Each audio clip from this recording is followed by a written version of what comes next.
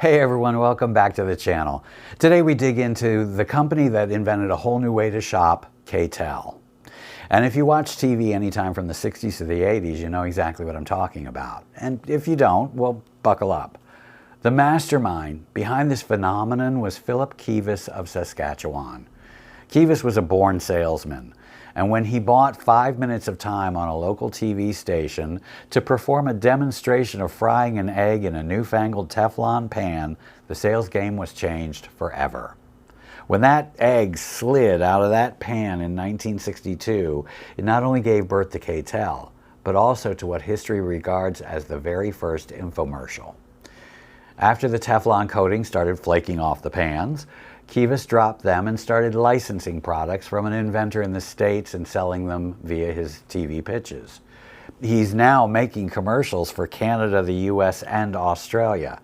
And K-tel is selling out of everything they can get their hands on. See, Kives understood the power of a good product and a rapid-fire delivery by a breathlessly excited narrator. It was chaotic. It was cheesy.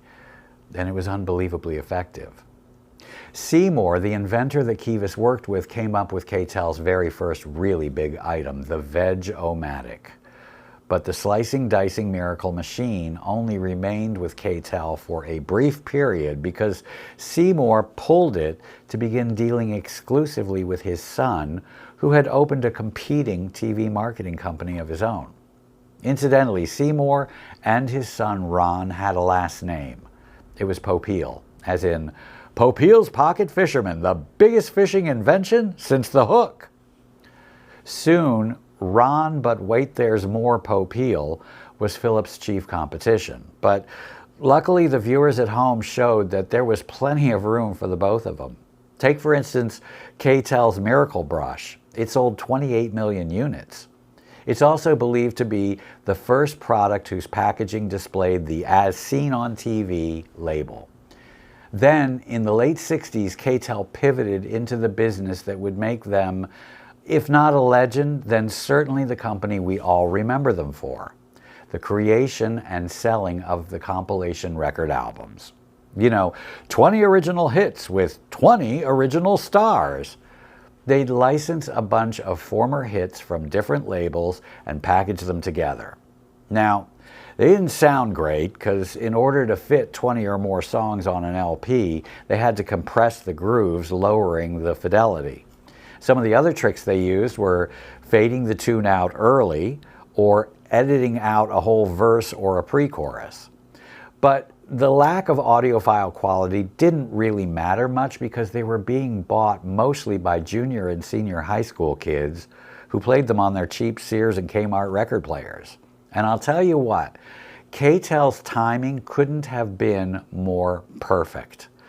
See, 1967's Sgt. Pepper's Lonely Hearts Club Band by the Beatles began the public's evolution from singles buyers to album buyers. And single hits that were a year or more old were just so much dead weight to the record companies.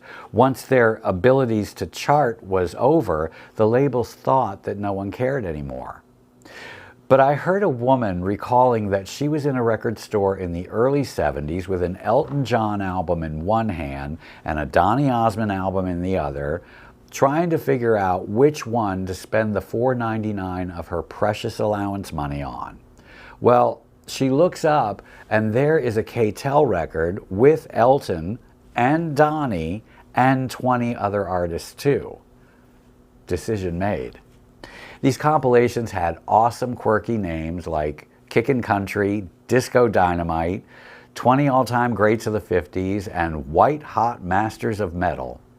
For a generation, K-tel albums were how many people discovered new music or got their favorite hits all in one place. They were the Spotify of their day, only in physical form and with a lot more commercials.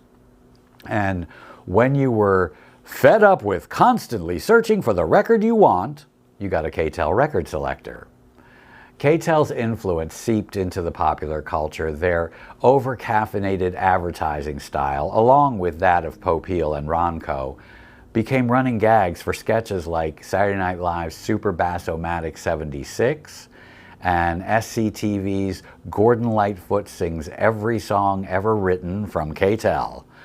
Parodies that are still posted and watched today.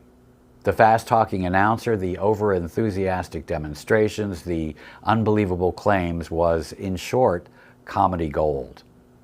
And it's estimated that during K-tel's peak popularity, their album sales reached, conservatively, 500 million records. By far their most wide-reaching record was 1981's Hooked on Classics, an entire album of classical music on amphetamines and hopped up to a disco beat. And mind you, this was all before cable TV exploded with hundreds of channels and well before the internet changed everything. Back then, K-tel had a captive audience and they knew exactly how to reach them. As a result, their albums and gadgets were in almost everybody's home. Does K-tel still exist? Well, could you be any more surprised than I was to find out that the answer is yes.